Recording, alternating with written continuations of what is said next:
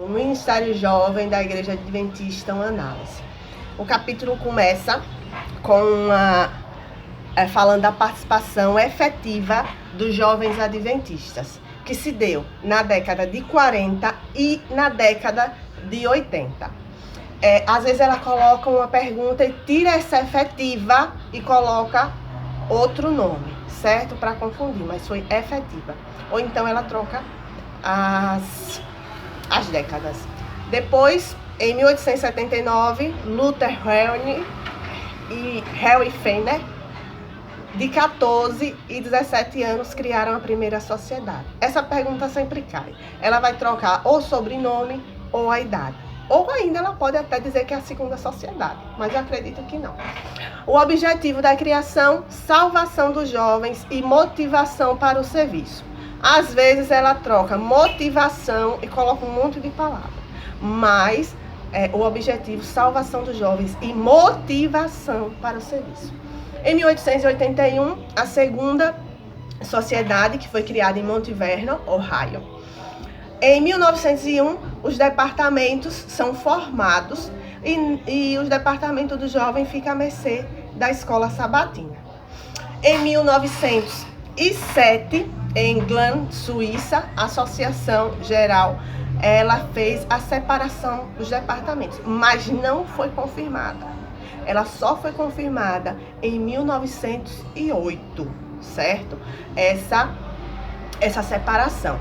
Que o presidente, A.J. Daniels, que era o presidente da Associação Geral, realizou o congresso na escola e foi aqueles 10 dias de poder, certo? Depois vem falando referente à Segunda Guerra, que deu um declínio e foi lançado o World Instructor, um instrutor de jovens, né, no caso, um livro, certo? Em 1922, as classes progressistas. Em 1928, ocorreu a capacitação dos líderes, que é chamado do curso de líder master. Em 1930, foi lançado Mensagem aos Jovens, certo? Que a autora é Ellen White. Não troque Malcolm Ellen por Ellen White, certo?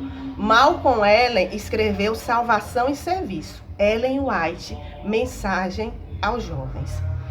Ocorreu a Segunda Guerra e aí veio a influência que prejudicou o nosso departamento e os jovens não encontraram vaga nas faculdades e escolas adventistas e foram para as públicas e lá recebeu a má influência.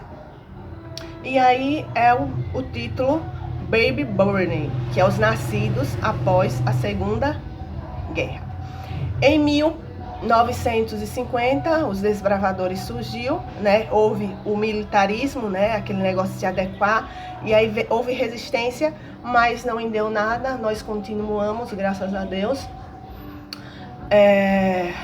Ocorreu também dos jovens não quererem mais os adultos no culto JA e aí quererem a transferência do JA para sexta-feira à noite, mas não deu certo, graças a Deus também, né? Na década de 60 e 70 ocorreu o ceticismo, né? A apostasia. A gente perdeu muitos jovens, tá bom? Com esse ceticismo, o que foi que aconteceu? Nosso próprio departamento não conseguimos mais publicar nada referente aos jovens. E aí a gente deixou sob a revista M.R. Pulses. Na América do Norte também cessou as publicações do instrutor, publicação World Instrutor, que era tipo uma lição. E por causa das mentalidades dos jovens, né? Ficou uma mentalidade ruim, de certa forma, e outra boa. Na década de 50, as mulheres também podiam ser diretoras jovens. Depois nasceu o adventismo nominal, né? Onde a velha guarda, ela não se enquadrava nos pensamentos de jovens. E aí foi aquela luta, né, contra o liberalismo, né? Na década de 80 surgiu uma luz, onde as coisas estavam voltando ao normal. E em 1985, o Departamento dos Ministérios da Igreja abancaria os departamentos jovens, né? E aí ficou Departamento Jovens, Escola Sabatina, Ação, Missão, Missionária, Mordomia e Lar e Família. E aí foram os departamentos combinados. Por quê? Porque estava ocorrendo a fragmentação, né? Os líderes, como tinham poucos, eles estavam não tendo tempo para os jovens, porque eles tinham um cargo ali.